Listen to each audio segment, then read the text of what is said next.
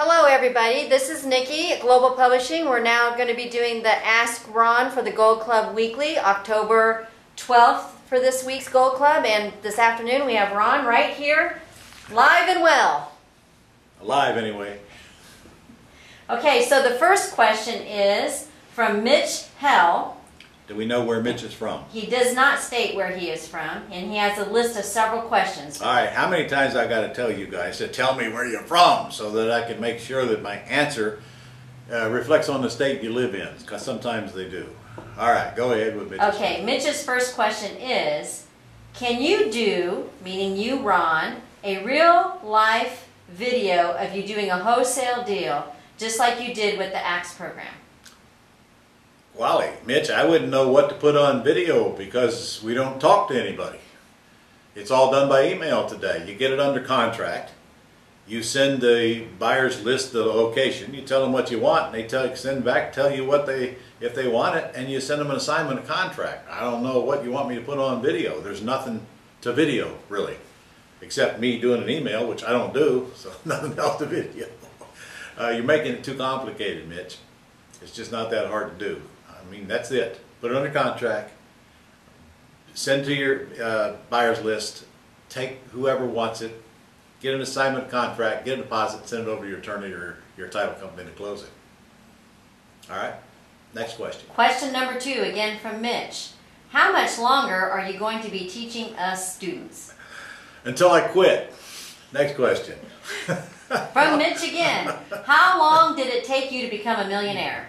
Golly, Mitch, I don't know. I started in 1982, man. I'm lucky to be remembering back that far. It was quite a while, to be frank with you, because I spent the first 10 or 12 years just making a living, even inside of real estate. I just didn't know any better. I was either rehabbing or wholesaling. That's all I knew how to do. And I was making good money. I mean, I think in my first year I made way more than I ever made in a year working on a job. But how long it took me to become a millionaire, I really don't know. I have no idea.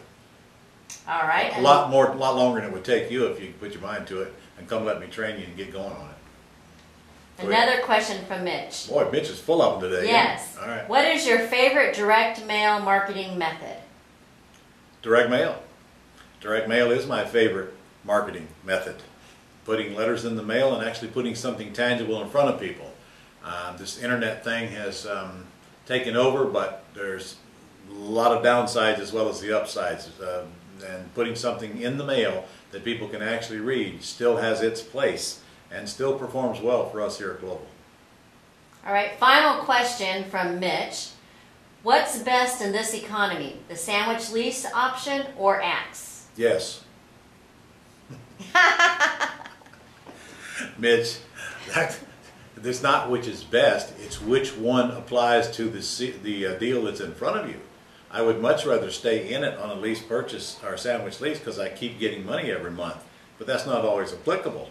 Axe is only what I do when I can't do a sandwich lease or take over the debt or buy the property. So Axe is a byproduct. But the bad thing about Axe is you get a check, you're done. There's no more revenue coming in. That's it from Mitch. Now we move on to Norman from Clarksville, Tennessee. Hey, at least Norman tells us where he's from. And he says, Dear Ron, I just got the last Mentor magazine. And under the Ron's deals, deal number 2, you use the term jump the title. What does that mean? That was a term Scott used. It's nothing more than flipping a title. In other words, like a wholesale deal. In that particular deal, we bought it and sold it the same day, which is where the term comes from. Just slang. And this person also asked what paperwork is used for that.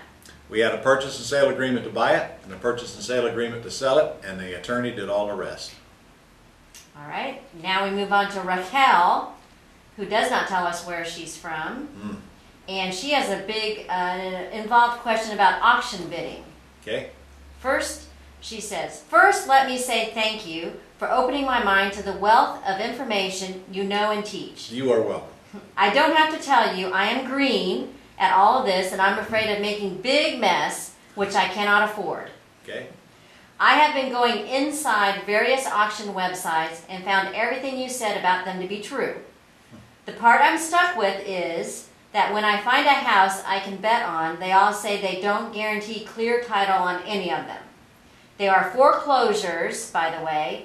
In the case of a contract, I can order a title search on the property and use clear title as a contingency on my contract. Stop. If you can't get the seller to give you clear title, you don't ever want to buy the property. But frankly, I find that very rare on these bank-owned properties. They all issue you clear title. So I'm not sure what you're reading there. But if you're brand new, what worries me worse is I'm not sure you should be on there bidding on a house that's bank-owned as a brand new green investor, as you call it.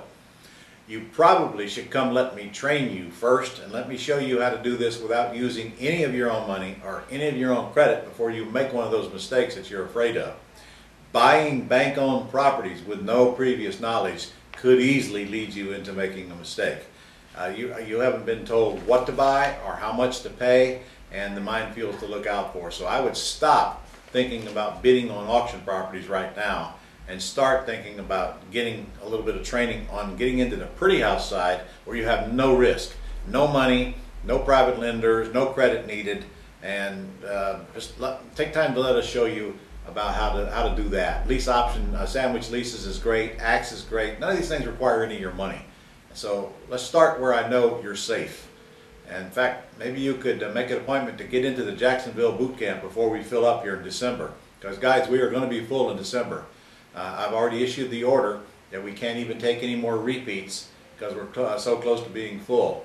And we've got about 21 seats left to fill, and we'll have to shut it off.